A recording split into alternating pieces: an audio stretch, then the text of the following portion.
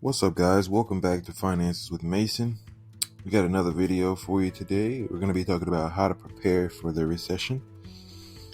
Before we get into that, please, of course, like, subscribe, and comment, and we'll get right into the video. So by definition, a recession is considered a period of temporary economic decline during which trade and industrial activities are reduced, generally identified by a fall in GDP for 2 successive quarters. The U.S. economy has been on a decline for the second straight quarter. Real GDP is down 0.9% after a positive projection of 0.5%. Even the heads of the Federal Reserve think a recession is definitely a possibility as the GDP continues to decline.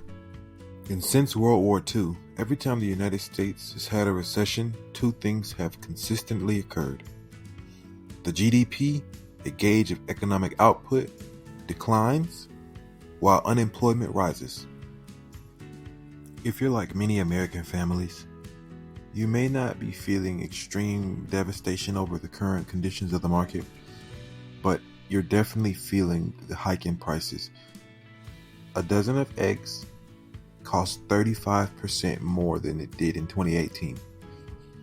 Gas prices are through the roof, but most people begin to experience a true recession only when their employment begins to be at risk.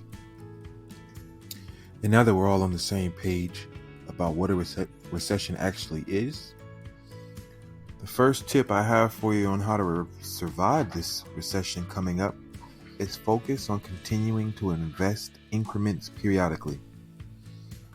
Do not take your foot off the gas. Do not get comfortable because you may have a little cushion. Your cushion can always be bigger. Shifted with the times, tech is now the leading industry sector by weight in S&P 500, so you may want to look into some tech companies, tech annual reports, tech reviews, and just start lining up your chickens right now. Dollar cost averaging, or DCA, involves investing the same amount of money in a target security at regular intervals over a certain period of time regardless of price. So by using the dollar cost averaging, investors may lower their average cost per share and reduce the impact of market volatility on their portfolio. As well as focusing to continue investing increments periodically, you want to try to build multiple streams of income as well as budget. If you know that you have XYZ coming up, you need to budget accordingly. 50% of your income should go to necessities like your home and your taxes. 30% should go toward discretionary items like vacation, and then 20% always, every time, it needs to go into savings. Now, this is not a hard set model to help you budget, but it is definitely a beginning model to help you budget. Next on the list of preparation, you're going to want to have an emergency fund for your emergency fund. It is never a bad thing to have extra money put away. It is never a bad thing to be prepared for the worst. No one wants to think like this, but the only way you can prepare for something is to think about it. So if you're here on this video, you clearly are concerned that the market is not what it used to be. Take the preparations now, set aside money, look into investments, look into bonds, look into 401ks, look into something a little less risky that can give you more security. Next on the list, I have think long-term.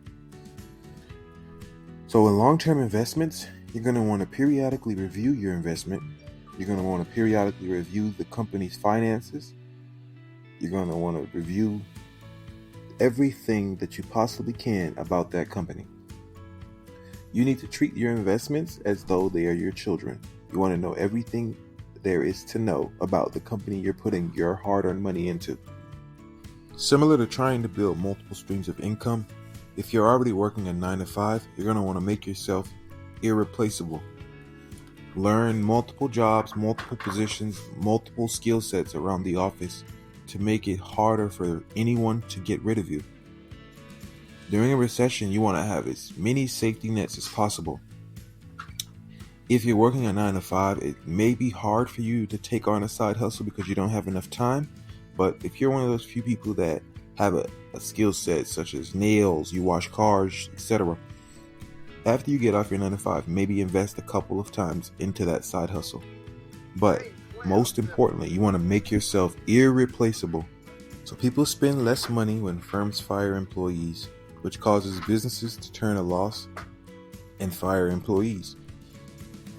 But unlike the previous recessions we've stepped into, this year we are down in GDP, but up in jobs. So our unemployment rate is lower. So overall, you're going to want to focus on continuing to invest periodically, try to build multiple streams of income, have an emergency fund set for you, think long-term, not short-term. And if you're working a 9 to 5, make yourself irreplaceable. Pick up a side hustle. I hope you guys have found these tips helpful on how to survive a recession. It's been Finances with Mason. Please like, subscribe, and share the video, and I'll see you guys next time.